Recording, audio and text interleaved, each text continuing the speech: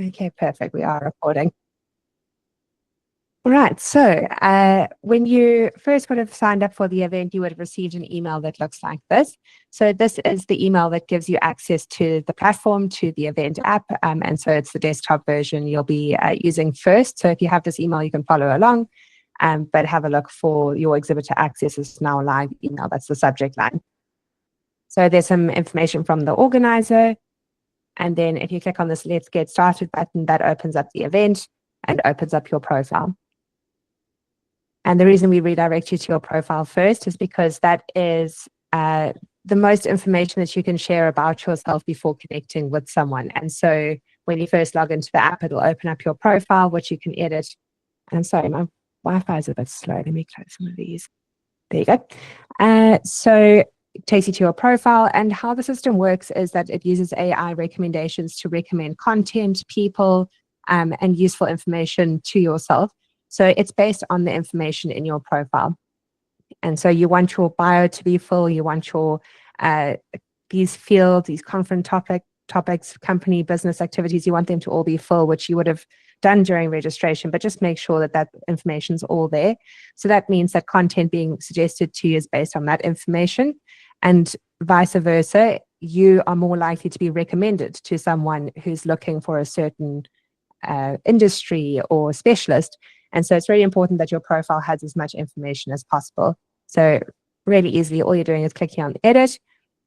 If you notice any updates in green, that is updates that have come from the organizer or from the registration system. So if you have an existing profile, then it's going to ask if you want to update to the new information or keep your old information. So I can accept that new data, and that will automatically update my profile.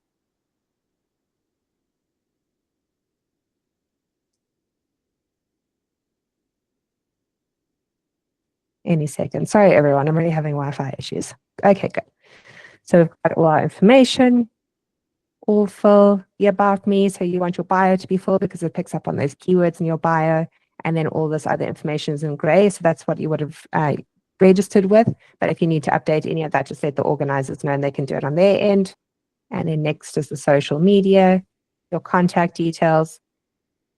And you can close that off to update your profile. The contact details, you only share your contact details, and you only have contact details shared with you when someone is, when you're connected with someone on the app. So you need to send a connection request or a meeting request or scan them as a lead to see all their contact details. Other than that, you'll be able to see just that first bit of information, the about me and social media on everyone's profiles. So just so you have a brief understanding of how the profiles all work. Then clicking on home, that takes you back to this home page of the app, and I'll briefly walk you through where to find everything. So you have your profile here on the left again, which you can edit. Otherwise, you can use this drop down in the top right corner to click on My Profile, which again takes you to your profile, which you can edit from here.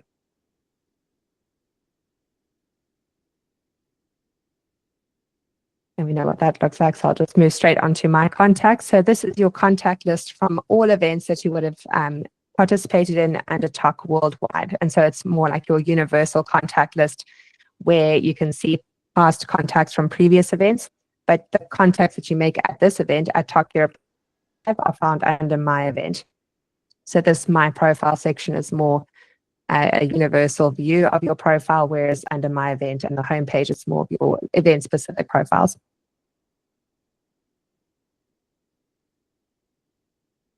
See if I give it a little refresh.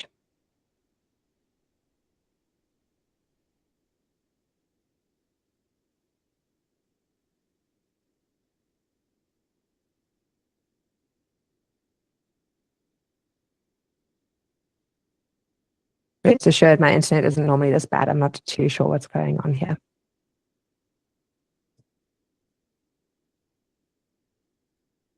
I've got a question from Melanie. Yeah. Yes. Hi, Jen. Just one question. So this kind of contact that you make, is that, let's say, before the show starts, or has that to do with the leads that you generate at the show as well? So this contact list, it's if you attended TOC 2024 or 2023 and you made contacts at those events, then this My Contacts page shows all the past contacts that you've made. So it's like a contact list of everyone that you've met across the years. But the My Event page that has contacts specific to TOC Europe 2023. Okay, thank you.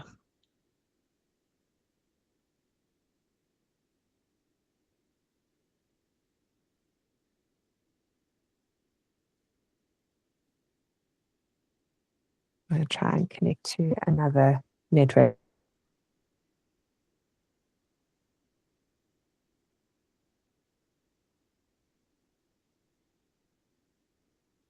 Spotting works better.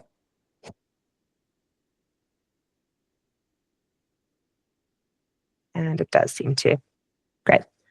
So My Contact, these are all the past contacts. So I only have one contact. I've just joined the event, but if you have 2024 contacts, those will appear under a date here. Then next is the settings. So this is where you can change settings of the app. So you can change your preferred language. You can decide if you're displayed as online in the online attendee list or not. And you can also manage your email notifications, but I would be reluctant to edit any of these because you have unseen activities, unanswered requests, and meeting reminders that come through in intervals. When it's seen that you've not been online for a certain amount of time, it'll send you an email with reminders of any unanswered requests. So it's worth keeping these enabled so you don't miss any of those key networking opportunities. You can also link your Google Calendar to Swapcard. So if you sign in with your Google credentials, then it has a live feed between your My Event schedule. So any sessions you bookmark, any meetings that you book, those can then just be pushed to your Google Calendar seamlessly. So once you have that set up, there's a one-way integration from your My Event calendar that gets pushed into your personal calendar. And then next is your email address. So this is the email address that you would have used to register. Unfortunately, it's just Google for now. It's a brand new feature, Vivek. So we are releasing that for Outlook in the future, but at the moment, it's just on Google for now. So the email address that you use to register is what we have as your primary email. So this is the email that you used to log into the app when you're first logging in, and then also where you'll be receiving any comms from the platform and from the organizer. If you want, you can add a secondary email address, so your own personal email address, let's say, and that means you can log in using either or email.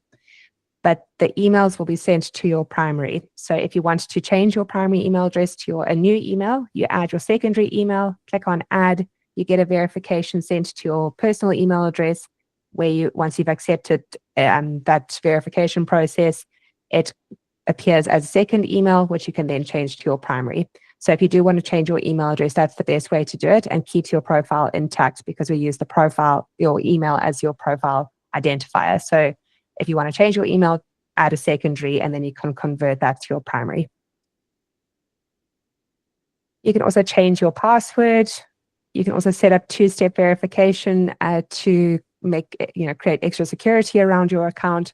And then you can also delete your account under settings. Then that home icon gets you back to the home screen. And then next along is your inbox. So this is where messages are sent to your profile, where you'll see a little notification when you get a new message, a little red button that appears here. And because you're an exhibitor, it means you have two inboxes that you'll need to manage. So you have your own personal inbox, so someone sending a message via the app to you personally. You can see we're looking at my own inbox on the top left. But because you're an exhibitor, you can also monitor your exhibitor booth inbox. And that will be for anyone in your team. So anyone who's a member of your booth will all receive messages in a second inbox. So if you use the drop down, you won't see as many options as this because I'm a member of a number of booths, but you should see just the booth name that you are a member of, and then you can switch back to your own personal. So just keep in mind that if you see a notification here, keep an eye on also your inbox. It'll let you know if you have another message in your team's inbox. So you just need to manage those two inboxes. If you want to start a new message, you just click on the little pencil. You can send messages to your contacts. So once you've connected with someone in the app, which again, I'll show you shortly, but you'll be able to start a new discussion with multiple people. So you could start a team discussion if you wanted on the app. Click on next. And then you can start a new chat with one of your contacts.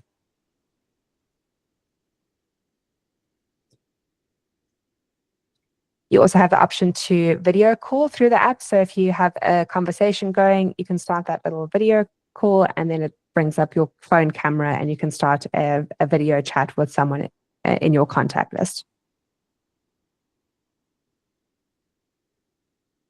Then next along, we have notifications. So notifications appear as a pop-up on the web app. But if you have the mobile app downloaded, so the TOC GO app from the app stores, those will be received as push notifications. Just make sure that you allow any notifications to come through. So those will be connection requests, meeting requests, updates to requests you've sent. So it's really important to have those turned on and enabled. And if you have the mobile app, then those come through as a push notification, means that you see those a bit quicker than relying on logging into the app. But of course, we do send an email with any summaries of connection requests as you might not have seen.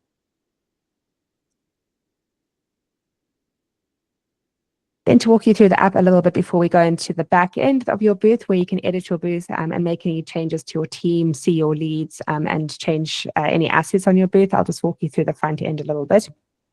So the little button below your profile, that is a link to the Exhibitor Center, which is where you manage your booth. So I'll come back to that at the end, but I'll show you the front end really quickly. So you have the My Event button, which is where you can create a personalized space where you save all the sessions you want to attend, meetings you have booked, and all your networking.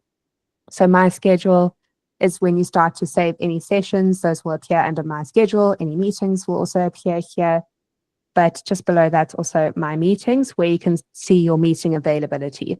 So on your profile, they have meeting slots available. So if you know that you're not going to be available during a certain time, you can make yourself unavailable for any of those meetings. And available again. That means that if someone's booking a meeting with you, they won't see 9 till 9:30, 9:30 till 10, and so on. So any of the slots that you make unavailable are then removed from your profile. And because you're an exhibitor, you can also manage your booth meeting availability. So by clicking on this button, it takes you to the Exhibitor Center, which is that back end. So it just shortcuts you to this space where, again, you can manage availability of the booth. So if you know that your full team's not going to be available over lunch, you can make yourself or the booth unavailable for a certain amount of time.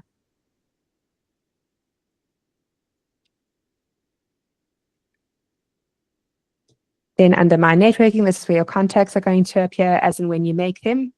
And I'll come back to how you can send those connection requests when I get to the attendee list. My bookmarked companies is any booths that you've bookmarked, and save videos. If you have any on-demand videos, you can bookmark those and save them here too. So it's a space where you can save content. You can see your upcoming schedule. When you have started to save some sessions, I'll show you how you can then export it to your own calendar. There was a question about Outlook earlier, so you can still export your schedule to your diary. It's just not a live feed the same way that you can with Google. The next is the agenda, where you can move day by day through the agenda. And if you know that you want to attend a session, you can click on this little bookmark, which then saves it to your schedule. If you bookmark or book a meeting during another session that you've bookmarked, you'll notice that a time conflict appears, which means that you won't have any overlap of meetings or sessions. So you can still save it to your schedule, so you can still bookmark it, but it does let you know if you do have any conflicts. Clicking on the session opens up a little bit more information about the session. So when you are on site, you can use the live chat questions when you're sitting in the session. And again, you can click on the bookmark to add it to your schedule and see a little bit more information about the session. Then next, going to the exhibitor list. So this is all the list of booths. So you can search for keywords or search for a name of a booth to open up the booth that you're a member of. So because I'm a member of this booth, I get to see these customize and edit buttons. So again, if I click on customize, it opens up the Exhibitor Center where you can manage your booth. And I'll come back to the section in a little while. But just so you know why you can see those edit buttons is because you're a member of this booth. But if I open another booth, for example, this is how a finished booth will end up looking like. So you have adverts, you have your chat. So this is the inbox that I was talking about earlier. If any messages are sent to the booth, then you'll receive that notification in your inbox just there. And you can see the time slots for meetings available here. So this is where you can manage your team availability on a booth level.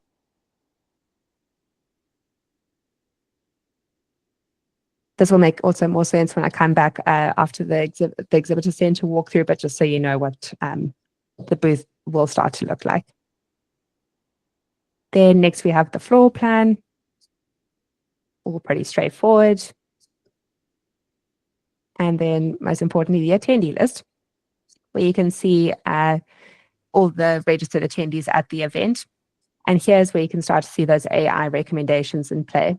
So it's suggesting people to me based on the information in my profile and how I'm networking and saving content within the app. So it will let you know why someone has been suggested to you. So if you click on their profile, on the left-hand side, it will show you sometimes in more detail. So based on exploration, so it'll give you keywords that you've both saved to your profile, but it'll give you a little bit more information. And much like any AI tool, the more you use it, the better these recommendations become. So even as marking someone as irrelevant helps the system understand what kind of people you're interested in connecting with and make those recommendations a little bit more relevant. So make sure that you're sending those connection requests, saving content you're interested in, and your profile is fully up to date to make the most of those AI recommendations. So we have a search bar here where you can search for specific keywords to narrow down the search of who you're looking for. Otherwise, you can use these filters on the left-hand side. So if I know logistics is my area of expertise, I can narrow down to see who else offers logistics as their business activity. So a nice way of just narrowing down your search and finding someone to connect with relevant interests, or someone who could be interested in your products or services.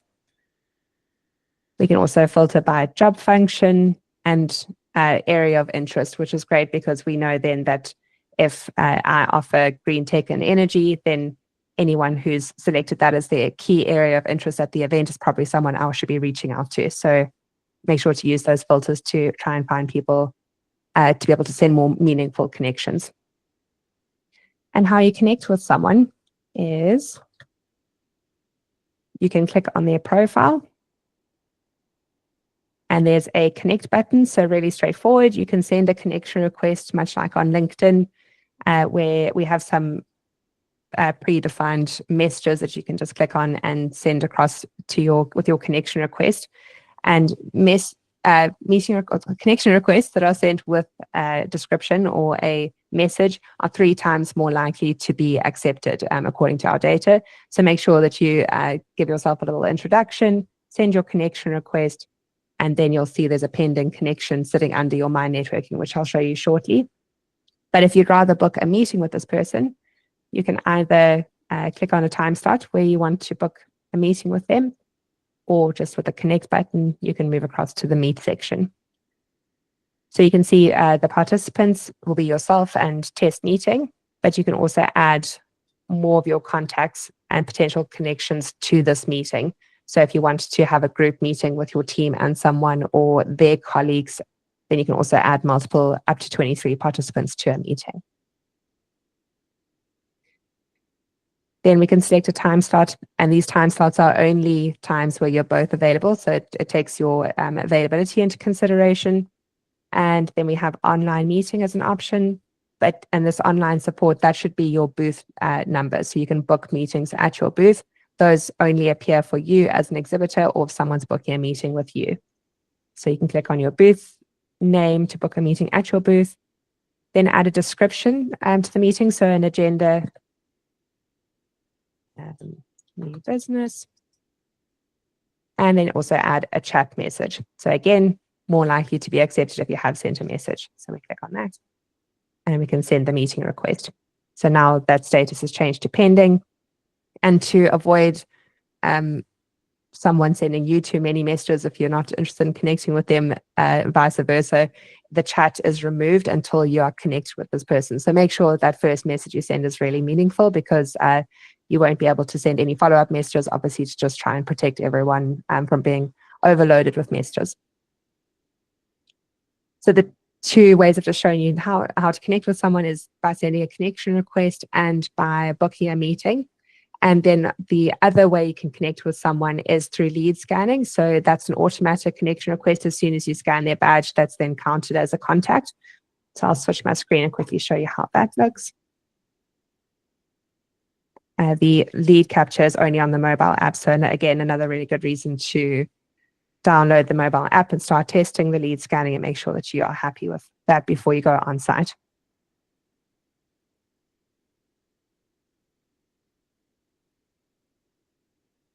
Perfect. So we have the mobile app here.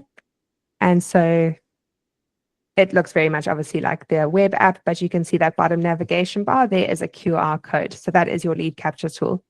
So you click on the lead capture, it opens up your camera. So it'll ask permission to see, to use your camera. So just click on accept to use your camera. And then you hover the camera over a QR code, which I have one on my screen here.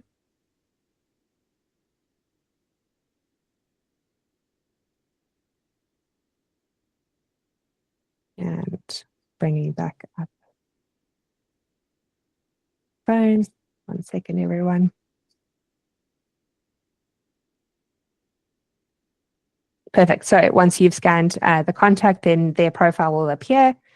And you'll see at the top, you can score this connection. So if you just click on any of those stars, then it opens up the qualification form. And so I'll go back into the Exhibitor Center, so I'll show you where you can create this form. But you as a team can create a qualification form where you ask your qualification-specific questions through the lead capture tool. And so this will be questions that you've defined with your marketing team, with your sales team, to make sure that everyone is gathering the same information and as much information as you need from those leads during the day. So this could be marketing permissions to be able to contact them in future, what products they're interested in, any follow-up after the meeting or after the event. So you can create this form specifically to what you need it to be. And then once you've created the form, those appear on everyone's mobiles who's a member of your booth. So we can start to select these options, give her a score rating out of 5, and then add any, oopsie, not tags, but any notes, additional notes that you want to save about this person. And click on save. So that then will be included in the leads report, which I'll also show you. But if you scroll down to the bottom of the page, you can see your qualification questions, which again, you can click on qualify to edit any of those. If you want to see the last person you scanned, you just go back to your lead capture page. And then in the top right corner, you can see there's a little people icon. So we just click on that. And it shows you in chronological order your last scans.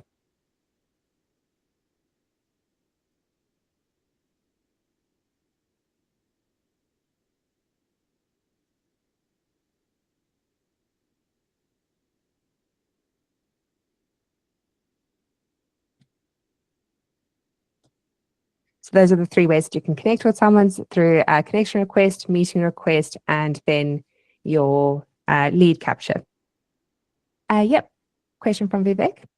Hi, Jen, I posted it on the chart. So when I tried to log in using the mobile app, it's showing me options to log in as a visitor, not as an exhibitor. So is there something that I need to do before installing the app? I'm sure. I'm happy to stay on the call afterwards and troubleshoot, if that's okay with you. Perfect. Thank you. Okay, perfect. No worries. Great. So just to quickly finish off, we have the product zone. So as an exhibitor, you can upload products to this page. So when you click on any of these products, it's got a link to your booth and a bit of information about the product where people can add these to their own wish list.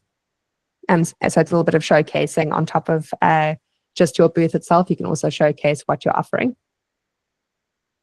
And then speakers shows you all the speakers and what the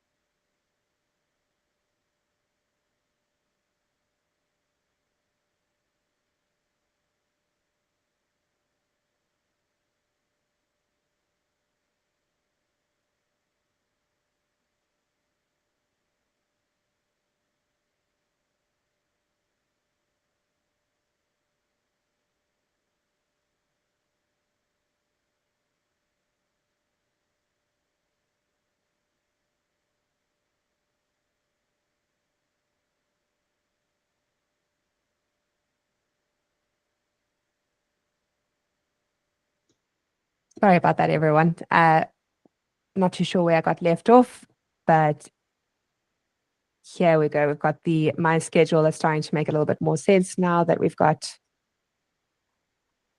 some sessions saved. So here we go. We've got the meeting that is pending that we sent a connection for earlier. And then we have some sessions that we've bookmarked. And here you can see any of the time conflicts. So we have a meeting taking place at the same time. So it's just letting you know that you do have a conflict.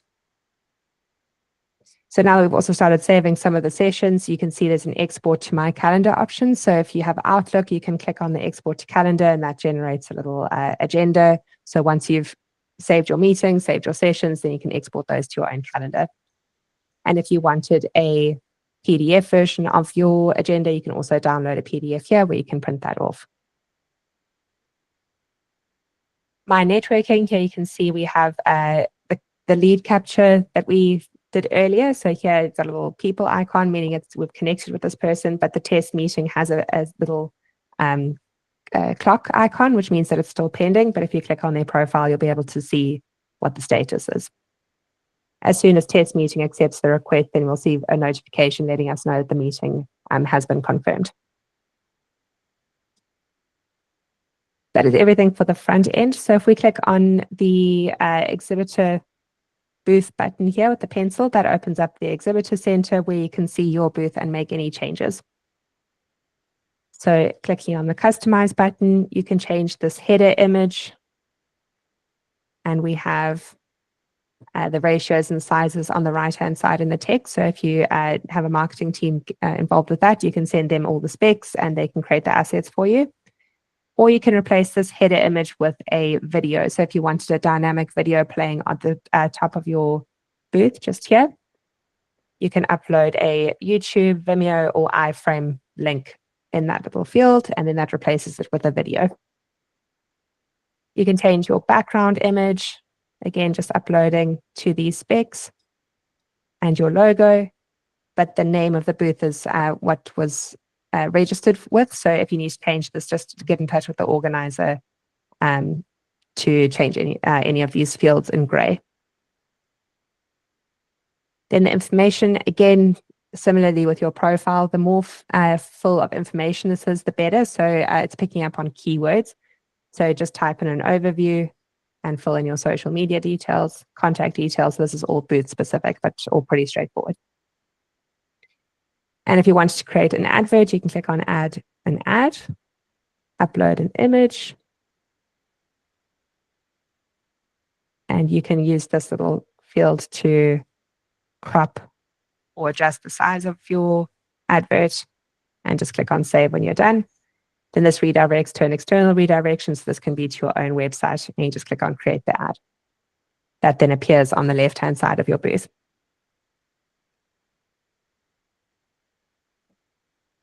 Then you can either just click on Add for products or documents, but I'll just click on the tab on the left here. So we've got documents and links. So this is any supporting literature you want to attach to your booth.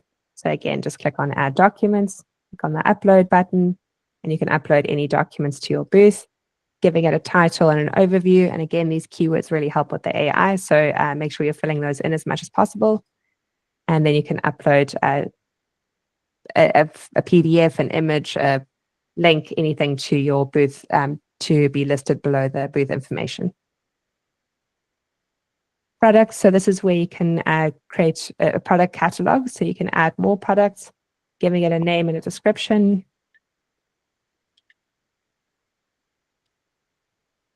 Click on add. And then once you've done that, that's when you can upload an image. So again, we've got the ratios here. So it's a square image where you can upload an image, move this around, and click save. There you can see your product starting to be listed, and then those will appear under the product page on the front end. Then next along, we have the team members. So this is where we can see everyone that's a member of your booth. This means that they can see this back end, they can make changes, they can see the meetings, they can change the meeting availability, and everyone who's a member of this booth should have access to leads and also be contributing to the leads report at the end of the day. So you have a team leads report that shows all the interactions your team has had. And so anyone who's a member of your booth will be able to contribute to that list. One thing I would just double check on other people's profiles is this little icon. So you can see that they are indeed sharing their contacts with the team. If this is grayed out, it'll let you know they are not sharing their contacts. That means that they've disabled this My Contacts, Share Contacts with the Team toggle. So just make sure that that is enabled. And you can see on behalf of your other teammates, if anyone has disabled this, it just means that their contacts are not going to be visible in the leads report. Then under Teams contacts, you can start to see all the contacts that have been made, but there is an export button here to export this to Excel. So this is kind of more an overview where you can see who you've met with, the interactions that we've had with them. So we can view interactions and we can see they've connected with one of our members. So the more times this person interacts with you, the more that number is going to increase up to 100%. So you can really start to tell who's been most engaged with you. You can see who's been qualified. So not yet qualified means we can click on their profile and even on web app, change their qualification. Connected but not qualified. So we can start to tell a story about who you've connected with, what stage they're at, and then at the end of the day, assign it to maybe another team member. So this also helps you just manage the leads at the end of the day. Then next along is one of my favorite features of the platform is this AI recommended leads. So this is a list of people who you've not yet connected with, but have started to build that interaction score. And so this will be people who've viewed your products, clicked on your ad, viewed your profile. So you can start to see that interactions building out here. So I've got minimal, but you should be able to start to see that interactions number climbing, and you can click on the profile to send a connection straight from the Exhibitor Center. So a really valuable place to come and see really relevant people because they have started interacting with you first. And again, we can assign this to a team member just to keep a track record of who's speaking to who's going after who. So this is also a great place to come in the lead up to the event to see who's been interested in your profile. Then there's the lead qualification form. So here we can see the form that we've built. So really simple. You can just click on create a qualification field, decide if it's single, multiple choice, or long text question. And we can just drag and drop a new question into the form. Clicking on the pencil button allows you to edit the name, the values, so you can build out this form as and how you need it to. But one thing I would mention is that once you started using the field, so if you've scanned a profile and selected one of these options and saved it, it means that we can't come back and edit this question or delete it because it has data saved against it. So make sure that you're happy with this qualification form before you go on site, before you start using it. You can always add new questions, but you can't edit any of the existing ones unless you go into someone's profile and deselect what you've done or remove that connection request to be able to then go back and edit this form. So just make sure that this is pretty well read before you start scanning and start using it on site. Then we have the export button where you can download all your leads, or it could be specific interactions, date ranges, but of course we want to maybe see all of them. So that is exported to an Excel file, which I'll open up so you can have a look. And this is where you can see all the contacts that your team has made at the event. So of course, we've got all the first name, last name, contact information, what they used to register for. All this job functions, area of interest, that's also all included in the leads report. And then we've got the context, so how we connected with this person. So badge scan by exhibitor, it could be a meeting, could be a connection request, and then the exhibitor member of first connection. So someone could have multiple interactions with your team. This list only shows the first interaction, but if you go to the second tab, you can see it's contacts, including duplicates. That then starts to show if you've had multiple interactions with someone and all the interactions that took place. Then we can scroll along and see the scoring, notes, qualification questions, interaction score, what products are you interested in. So here you've got all the information about your contacts in one place, and it's all your team's contacts. Then the meetings is the meetings confirmed. So any confirmed meetings also appear under this tab, and any chats with your booth. So all pretty straightforward. Then lastly is meetings, where you can see all your meetings that have been, your team's meetings and meeting requests that have been sent to your booth. So here I can see we have a test meeting request that's not been assigned. So this person has booked a meeting with us, but not yet with a specific person. So you can click on that meeting and assign a team member. So we can select one of our teammates and click on save. So then test meeting now knows who they are meeting with in their own my event, my meeting schedule. So we've now assigned it to someone. Then it also appears in Adrian's diary, so everyone knows what meetings are taking place, who's meeting with who. So just an easy way to manage all your team's meetings. So that is everything I wanted to go through today, but are there any questions or anything else that I can go through?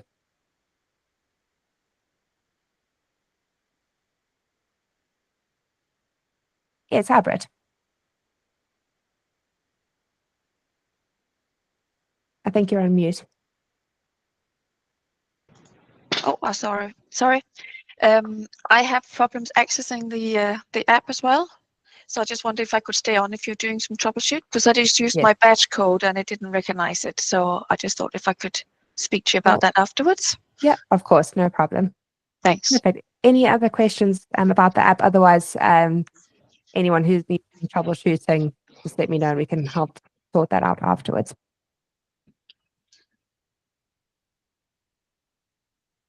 Yes, you can also scan business cards. Let me share my screen again.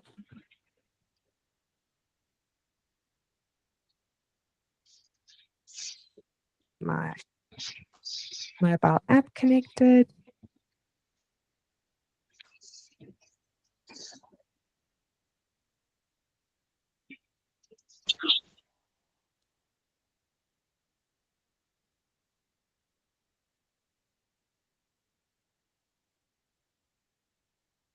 So I'm chopping and changing between Wi-Fi, so I need to be on the same Wi-Fi to share my mobile screen.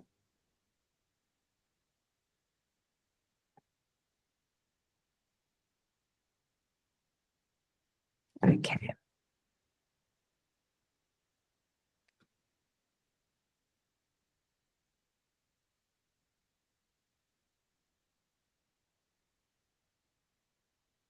There we go. So when you are on your lead capture page, so again, it's that QR code in the bottom. There's an option to scan a business card. So you just switch it from QR code to business card. So then you can scan a business card, and then that transcribes the information on the business card to your contacts, but it's not a straight connection request the same way a lead capture is. It just gathers the details for you. It doesn't mean that you've connected with that person just because you've scanned their business card. So just so you know, you can collect the details of a business card, but you're not essentially connected with them. Thanks for that, Sue. Let me see. Hello, Kabo.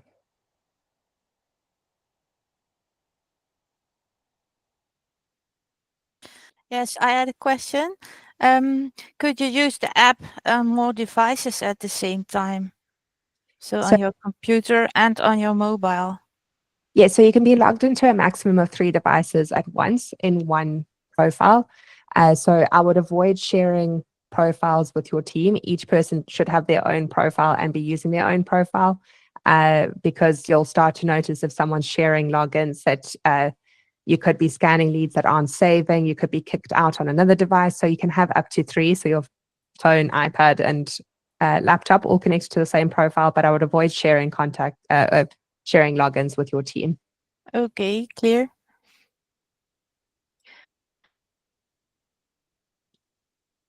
Perfect. Any other questions?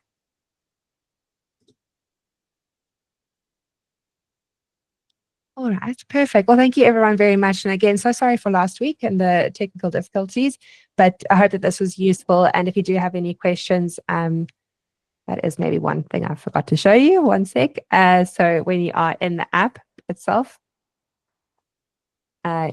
using that drop down, we have contact app support. So if you're having any app difficulties, click on contact app support. That opens up a chat, so you can send our support team a message. Someone will come back to you with help on the app. But if it's more about your team logistics operations, that you'll need to email the organizers. Perfect. Thank you so much, everyone. Anyone who wants to stay on the call, please do so.